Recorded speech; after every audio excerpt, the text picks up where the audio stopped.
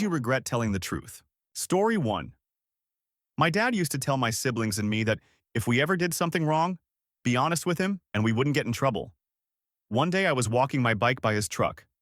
I slipped and the handle made a little scratch in the truck's paint. I was honest and told him what happened. I got spanked. Story 2. When my obese friend vented to me about never being romantically pursued by men. I asked her why they weren't interested. She replied, "You're the guy, you tell me." Story 3. Back in college, a buddy and I told our friend that his girlfriend was cheating on him. We went back and forth quite a bit on whether or not to tell him, but in the end we both decided we would want to be told. After we broke the news, he thanked us for telling him, but from that point forward there was always some sort of rift between us. Within 6 months he moved out and neither of us have spoke to him in years, even though we've both tried several times. We found out through some other friends that he is marrying her. Poor guy. We just want our friend back. Story 4. I had a hard crush on a guy from 9th grade to 12th grade. By the time we were going to graduate and go our separate ways, I somehow got his number. My heart was racing super fast, and I decided to text him. I might have said hi, and then he asked why I wasn't at a graduation party that one our classmate threw. And I told him the truth, that I really liked him, and I would have been nervous to see him at that party. I don't remember what his reply was, but it was pretty much something like, "Oh, okay. I wish I had just graduated and left those feelings behind without telling him." I've regretted that for almost 9 years now. Story 5. I borrowed my sister's CD once and a friend broke the case pretty bad. I felt bad and decided to fess up. My sister had a meltdown out of proportion to the situation. That's when I realized telling the truth was overrated. Story 6. I told a girl I'd been seeing for 5 months that I had immense feelings for her. I didn't realize she didn't, and now we're no longer speaking. I miss her. Story 7.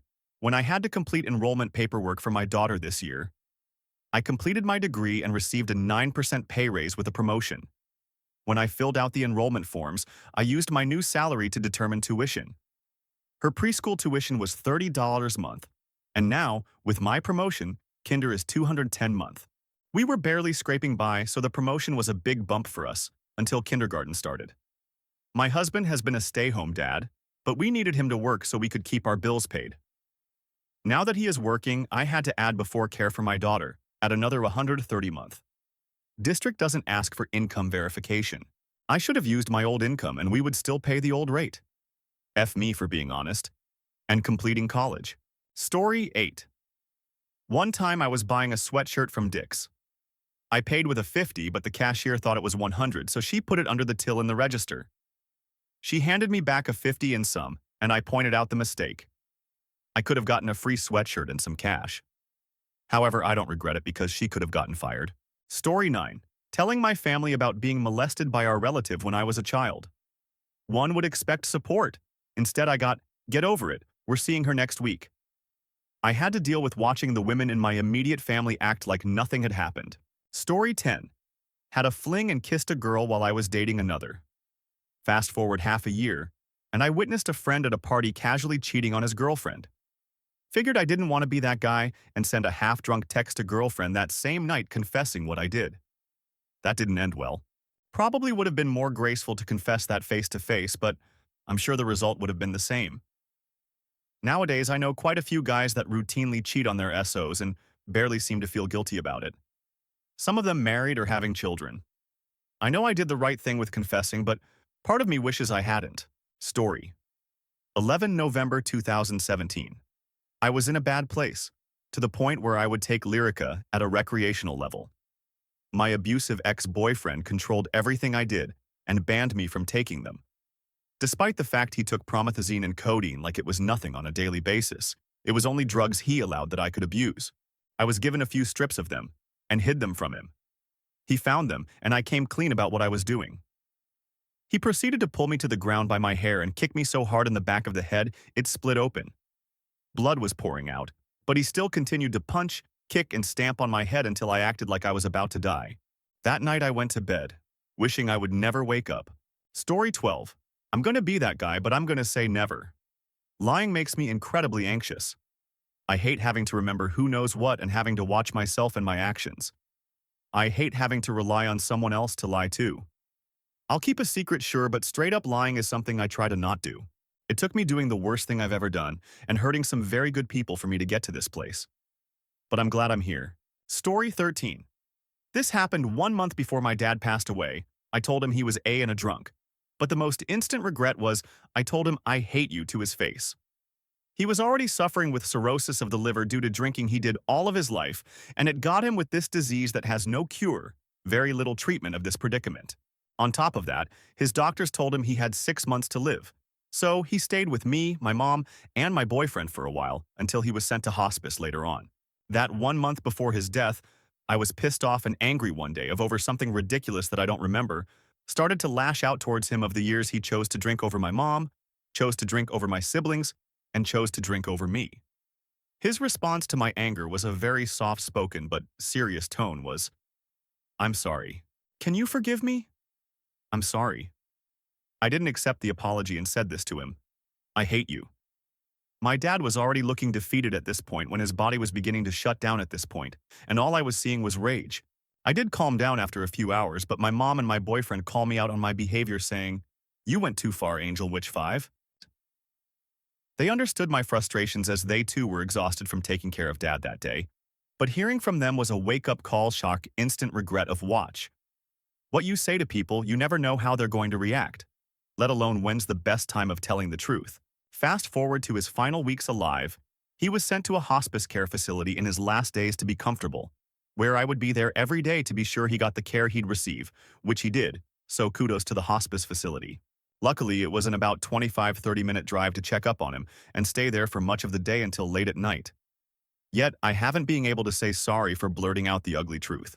It wasn't until 2 days before he passed that I went ahead and started apologizing how sorry I was for being ugly and lashing out to him when he was at his lowest point of his life, trying to stay alive at that point. He didn't respond much since he was in a coma, but felt his hand move a bit. So in a way, my dad accepted my apology. I was alone within his room with my boyfriend by my side when this happened. He then passed on a Friday morning, which was a surprise to all of us. He died when my mom was there, and neither of my siblings, their families, and me were there when my dad took his final breaths. Sometimes I think and wonder if it was too late to apologize to my regrettable truth to him. However, I have to remind myself that it was good to say I'm sorry when he alive, even when he was in a coma and not responding much. Like I said, I was reminded of watch what you say to people, you never know how they're going to react, let alone when's the best time telling the truth. Story 14. When I told my mom the sexual abuse I had endured for years at the hands of one of our relatives at the encouragement of my therapist, it did nothing but cause trouble. She told those who I didn't want to know and made people question my character who I thought cared about me. In a way, I guess I regret telling my therapist. But if you can't talk about that with your therapist, who can you? But also, if you can't tell your mom that, who can you? Fucked up situation all around. Story 15. When I was in high school, I had a friend who was obese. I really liked helping people back then, so a lot of people were willing to help me out whenever I asked. I saw that he would get upset when girls flirted with me and not him, and decided I would boost his confidence. I swear I did this to be nice to him and never meant for anything bad to happen. I started asking girls to say hi and smile at him every day. I never asked anyone to flirt or do anything, but they started being really friendly. So this went on for a couple of years. He was always smiling and seemed genuinely happy. One day he tried to ask one of the girls out and she told him the truth. When he came to me and asked me about her, I came clean and told him the truth. My friend killed himself that night because all of his happiness had been a lie because of me. It's been almost 10 years now, and not a day goes by that I don't remember the phone call I got from his mother and the words she said to me, or the note he left explaining what I did. Story 16. When I was about 8, I upset a bowl of soup over myself during a little outdoor picnic just outside my house. I went in to tell my mom what happened, and she flew into such a rage I had cane marks all over my legs for 2 weeks. Why would anyone get so angry at spilling a bowl of soup is beyond me. That incident still baffles me. Spilling is a normal kid thing, and it's not like I ruined a carpet or anything. I spilled it outdoors. It was easy to clean. Come on. Story 17. I used to think that sometimes it was worth it to just not say something to a friend or SO, or bend the truth to protect their feelings. Every time you do, you just dig another inch into a hole that you're going to have to get out of. I ended up in a really toxic relationship, On both sides, I'm not innocent here, because we both did that. We would not tell the other about friends of the opposite gender, or lie about going out with friends versus studying, etc., because the other party always got jealous. It was horrible, and it took a year to finally completely break ties. I'm now in a relationship with an amazing woman who I can honestly say that I have never lied to. And even if it is bad news, it has fostered a really strong sense of trust between us, and there is no jealousy at all. Overall, a healthy relationship. If you ever feel the need to lie to someone in your life, you need to take a step back and figure out why. Because more often than not, lying or deliberately hiding the truth will hurt one or both parties. Story 18. A guy I was super into wanted to, and I was down, but I felt like I needed to disclose the fact that I was a virgin. That freaked him out apparently, even though at the time he said it was fine. We kept talking for a few days, but when it came time to hang out, he completely ghosted me. I wish I hadn't said anything now. BC, guess who's still a virgin? And I feel it's important to note that I'm not waiting for anyone super special, it's just that I was never ready. BC, I had kind of close call with a rape situation, and it freaked me out for a couple years. M20 BTO. Story 19.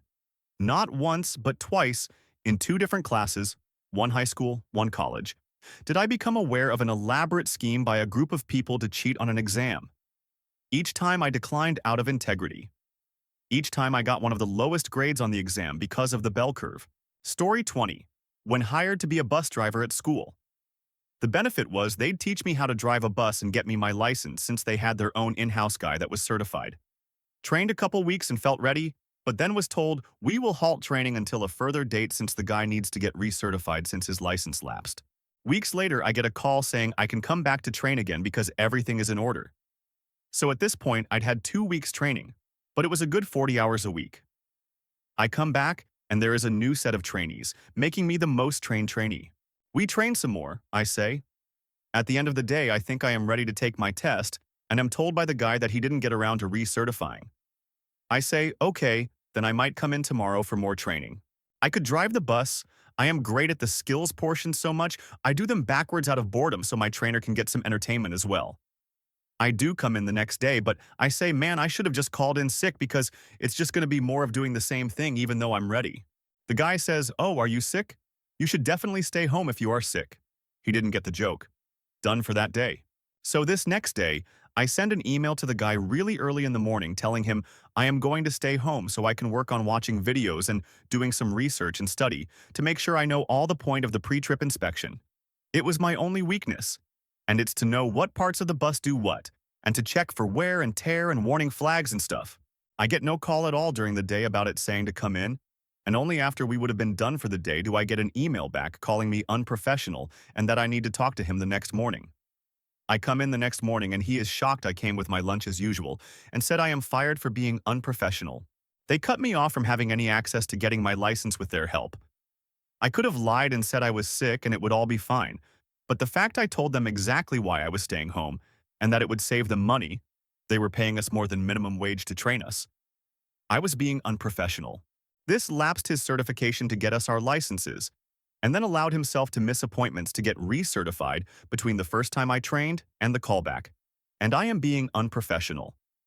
It is literally his job to be certified. I could have been a bus driver by now if only I lied about being sick, but I find it very difficult to allow myself to lie. I can lie, and I can do it really well, but I just don't like doing it. Story 21. Once told my parents, in a letter, how I felt about my life so far and their role in it. I thought it was a fairly positive letter, and it did include an offer to rebuild what appeared to be broken. Story 22. I told someone recently about a sexual act that was done without my consent, not rape, by an ex-partner. It messed me up for like a week. I had thought about it for a while, but I guess telling someone and seeing how they reacted made it real. They were angry for me. I just wish I didn't say anything. Story 23. Was dating a guy. After a few years, he caught on sometimes when we would run into this certain group of people I'd always want to leave the party or bar or restaurant. He knew something was up and I told him about how years prior, I was sexually assaulted by them. Only my friend who was with me that night knew, and when him and I had split up after 4 years, we tried to date again a few weeks later, and he had told all his friends about this situation. Said it was all my fault and it never happened because in that few weeks he hung out with the guys, They all smoked. And he straight up asked them about me where they told him horrible things that never happened, and he never stopped talking about it. I'd legit be asleep and he would wake me up to talk about why I'd tell him such a dumb lie. Thankful update. Relationship was a horrible, scary breakup. All those guys are in jail now. My ex lives on other side of country, knocked up his best friend's cousin. I moved into a new house, got new job, new car, and adopted a dog. Story 24. I was in year 9 with my year 7 friends and we all did this sport group after school and do various activities. Then I'd go with them to wait for the bus and walk home. Makes no logical sense, but my BFF at the time said mean things to me the whole day and called me ugly. So I said, she's ugly to in defense and everyone hated me? Blame the older kid. Yeah. Story 25. Before I was in a relationship, I always thought that pure honesty, no matter what, is key to a good relationship. After I was in one, I quickly realized that is definitely, absolutely not the way to go. Story 26. When I told my parents I'm transgender, I kind of wish I said I've felt it from a very early age rather than only since a few months before I told them. Maybe that way they would be more okay with my transition. Story 27. Told my best friend of 7 years that I didn't feel comfortable or have fun hanging out with her and her new SO. Especially when I would invite my friend over and unexpectedly, her SO would be there too. I also told her I was worried about their relationship, and she should slow down for a minute and take a look at it as it was her first relationship, even though she was in her 20s. They spent every waking free second together or on the phone. Driving home from school, with me in the car, they'd be on speakerphone confessing they're over for each other. Stopped going to friend and family events to hang out with each other. They even said I love you after the first date and only knowing each other for 2 weeks. She immediately became defensive, told me that no one else thought that I was just jealous of their love, and to keep our names out of your mouth. Promptly was blocked. I regret losing that friendship, my best friend, and it makes me reconsider telling my friends my real feelings about things when they ask. Story 28. Just about any time I've told someone about my feelings. And even more so anytime I've told people I'm struggling mentally, emotionally. Now I just fake a smile and say I'm fine, regardless of how not fine I am. Story 29. Broke things off with a girl with whom I'd been on a few dates. She asked why. I said that I just wasn't that interested, that I didn't feel it. Why? I'm not particularly attracted to you. She prodded. But why? Well, she was chubby. That was it. So I, struggling in that moment to cushion the message, said, I normally date girls a little thinner than you. Which, I immediately learned, was not at all the way to express that sentiment. Story 30. I found out my friend's husband was cheating on her by accident. I saw him kissing another woman when I was out in town. It ate at me for a week before I had to tell her. Worst mistake ever. She got pissed at me and accused me of trying to break up their marriage. I was floored. We stopped talking and she stayed with him for another year. She tried to apologize to me after they separated, but at that point the friendship was never the same. I will never tell anyone anything like that again. Story 31. This will probably be buried at this point, but I asked my crush out once. She said she didn't feel the same way, and although we tried to stay friends, we slowly drifted apart. After a misunderstanding, I blurted out that I still liked her and stopped talking to her. A few months later, I tried to apologize to her over text, but she said she felt weird knowing that I liked her and didn't want to talk to me. I told her that I understood, apologized for everything, said goodbye to her one final time, and deleted her number. I wish I never told her that I still liked her. But then again, our friendship was probably doomed from the moment I asked her out because she probably never looked at me the same way ever again afterwards, and I just hastened the inevitable. We broke it off last week. Story 32. While there may have been a time or two in my childhood, my answer is never. I have always felt that by owning up and being truthful is liberating even when it goes bad. Story 33. Telling a friend that her boyfriend at the time had cheated on her. We were all close, as I was friends with both separately before they got together. She was glad I told her, but still resents me for not telling her sooner. The guy hated me, and it ruined our friendship for a while. We are all now okay, but it was a lose-lose situation for everyone involved. Story 34. My ex, who was on my college's debate team with me, and therefore not out of my life for another couple years, asked if I thought she was A. I answered honestly. The fallout was exactly what you'd expect. Story 35. High school FWB, 910 bombshell, asked me if I had feelings for her. I told her I had a huge crush on her, but understood if she didn't want anything serious, as I was content with our relationship if she was. She immediately ghosted me, and I had to hear through a mutual friend that she didn't want to hurt me by leading me on. I'm still friends with the third party. In hindsight, I think she just wanted an out and didn't want to confront me about it. Story 36. When I was in high school, I was suffering from lupus bad. But I didn't know it. I didn't have a diagnosis. So I was in constant pain, but I had no idea it was just my normal. Naturally, this meant that I was a bit ditzy, in the words of my teachers. My doctors preferred the term foggy-headed. In other words, I seemed like a dumb mess, and I had memory issues, and I was always very, very tired. Not that they told my parents this. They told my parents I needed to go on ADD medications. In my senior year, a teacher asked if I had turned in a big assignment, worth like 20% of my grade, I think. I told her. I don't know, she asked me again. I gave her the same answer. She asked me again, and I wanted her to stop, so I said, I don't know, I think so, I guess. I don't know. She turned me into the honor council, of which she was the faculty advisor, for lying. Even though I had told the truth, she revealed to me that I hadn't turned it in, and that I would have to face the consequences for lying. The honor council told me that they would go easy on me if I told the truth. I was so confused and stressed, and I had no idea what else to do, so I read from the script they gave me. I lied. I didn't turn it in. I just wanted everything to be over. They expelled me for that lie. I found out later that the teacher's daughter, who went to a different school, was a contender for National Merit Scholarship, as was I. I was the only one at my school. So that teacher took it upon herself to find a way to sabotage my academic record so that her daughter would have no competition. And I walked right into her trap.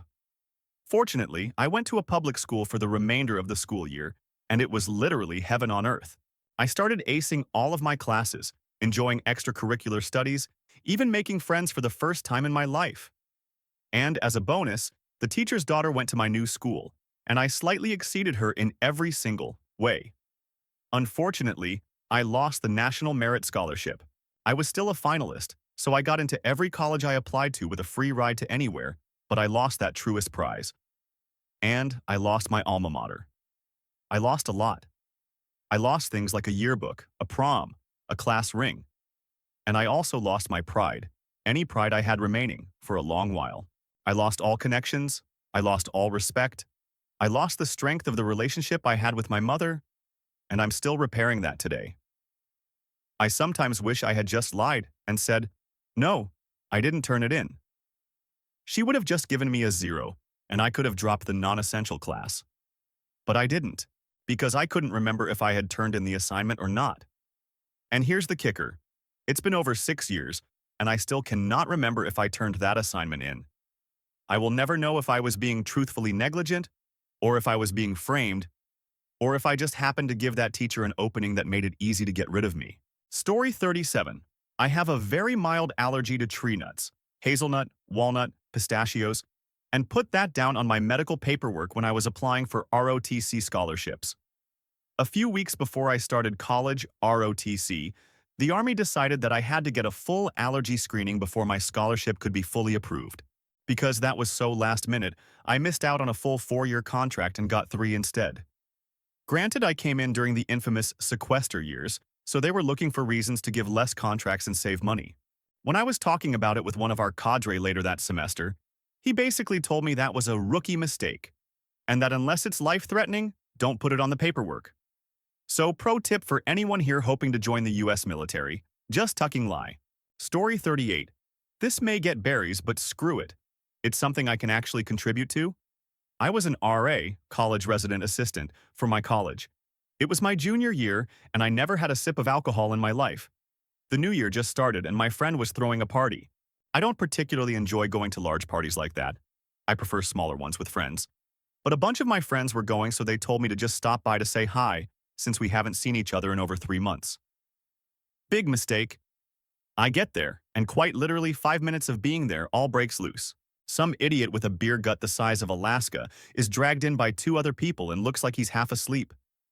Half the room is filled with pre-meds, so they all try to play doctor and help us out. They lie him down on the couch since it's obvious he had too much to drink. Since they made a lot of noise, someone in a nearby dorm must be called the RA of the floor, because he came over and started knocking on the door. When the host opened the door, the RA saw the dude on the couch and all the alcohol on the table and called the campus cops and demanded an ID from everyone to write them up. They wrote me up and everyone there for possession and consumption of alcohol. When the police came, I asked for a breathalyzer so that the RAs could at least put that in their report so I wouldn't get these charges. Well, none of this mattered. They still charged me for possession of alcohol and consumption of alcohol. They also tacked on a noise violation. The night this happened, before any of these charges even went to the university judiciary, I called my boss to let him know what happened, thinking they can help me better if I told them the truth and was quick and direct about it. Big mistake. They worked against me to push me out of the position. I had to get a lawyer since I was almost fired, and I would lose my free housing plan that I needed to live on campus. I wasn't in the best financial situation and everything is expensive. Story 39. In high school, I was best friends with a very attractive girl who I had dated while we were in middle school. We both moved on, but senior year we were both single at the same time again and we started dating. The girl I had been dating before my best friend was interested in my best friend's ex, ironically. However, this dude was born physically and emotionally abusive towards her, literally punched her in the face while she was driving him home once. So I told her about his behavior in an attempt to stop her from going after him, because I didn't want her to deal with the same. Long story short, word got back to my now GF about what I had told her. She was unbelievably upset that I had shared her personal life because apparently my ex had told a ton of people about it, and my GF didn't want her ex to be hated by everyone. We broke up a week before prom and all my friends dropped me immediately. I didn't go to prom and my friends found my now ex a new date. It was one of the worst times of my life. I know high school drama is stupid and everything, but I lost my best friend, girlfriend, and all my regular friends in one fell swoop. It was a pathetic and terrible time. Story 40. While a girl was absent from work, all her buddies were outing her as trans and calling her by her old name and calling her a liar and just generally talking trash. I didn't just tell her outright because I was afraid it wasn't my place and I knew it would more than likely start hella drama. It ended up coming out when she was commenting on the behavior of some of these people and asking me if they had said anything about her, and I answered honesty. Without really giving much detail or pointing fingers, I might add. She had heard some murmurs and was being treated differently by some people and suspected them, because all they do is talk about one another when one is absent. There was some fallout, obviously. She went to HR and transferred to a different department, and I think a different shift. And I got to listen to a bunch of people mouth off about finding out who snitched and beating Thier, and then continue to be extra trashy and talk even worse about this same girl, and then promptly forgetting about finding the snitches to beat because I guess she was messaging them about being fake and she wanted to meet up so they could all have it out. Story 41. Hey, how long do you think and I are gonna last? IDK, you're both pretty at relationships, so like a year max? This happened yesterday and I now have a bruise on my arm. Story 42. Telling my parents that I'd lost my virginity. We played it safe with a condom and everything, but my stepmom panicked and still forced me to get a pregnancy test. I got my period literally the next day. I was also blocked from seeing the guy ever again, and as it turns out, he's the best catch I ever had. Every person I've met after him turned out to be worthy of RAR nice guys or just plain fucking disgusting. This guy was genuinely a good person. I ended up losing my only good relationship with just a single sentence. Now my parents watch me like hawks, even though I'm an adult. Always looking over my shoulder at my phone when I'm texting, constantly asking where I am, never believing half of my true alibis for where I was. Even if I get home 20 minutes later than usual because my bus was late, I can see the suspicion on their faces. I noticed my dad's downloaded the same chat apps as me, just so he can catch me bullshitting if I say something against how the app works. Don't get me wrong, I love my parents. But this makes the borrowed time I have living under their roof as an adult even more stressful. Story 43. I tried getting help with depression from my parents once. Did not end well. I've learned to mask my symptoms during the day and cry myself to sleep at night. Story 44. My mom decided to tell the housing company that owns our place that I moved out and moved back in, and that my brother has moved out. I was told to leave because I couldn't come back to live with her since I'm an adult, and it was some stupid low-income housing rule that stated adult children couldn't move back in and she had to have as many kids as rooms. 2 plus her. Fast forward 2 years and they let me stay at a rent increase, so I eventually moved out, but now my mom's got to move into a small little place as opposed to the 3-bedroom, two-story house with basement. Outdated housing policies can. Story 45 always. No one likes hearing the truth. They want a condensed version that won't offend or disappoint them. But thanks to cognitive dissonance, they will claim they really do want the truth. You can't make anyone happy. It's pathetic, frankly. Story 46. In third grade art class, we were painting these plaster masks we had made over the course of a week. Mine and this other student in a different class had done ours very similar, and they were all just lined up on a counter while they dried between coats. Anyway, I grabbed mine and was working on it when the teacher asked us to make sure we had our names on them. I flipped it over and some other girl's name was already there, and I realized I had the wrong one. I took it up to the art teacher and explained I accidentally took the wrong one. She got very upset and told me that I should have been more careful and I had ruined someone else's art. She held it up as an example to the rest of the class and said this why we have to pay attention. Then she said I would be called out of regular class the next day to explain to the other kid how I was careless and apologize. For the record, I get now that the teacher was probably having a bad day and that I did need to own up to my mistake. But her reaction gave me so much anxiety that I faked being sick the next day just to avoid the situation. I cried every time I thought about it at home. When I finally did go back, I saw the girl in line outside before school and told her I was sorry I accidentally painted on her mask. She was nice and didn't really care. But to this day, thinking of it gives me anxiety, and I wish I had just painted over the name on the back and acted like I hadn't noticed.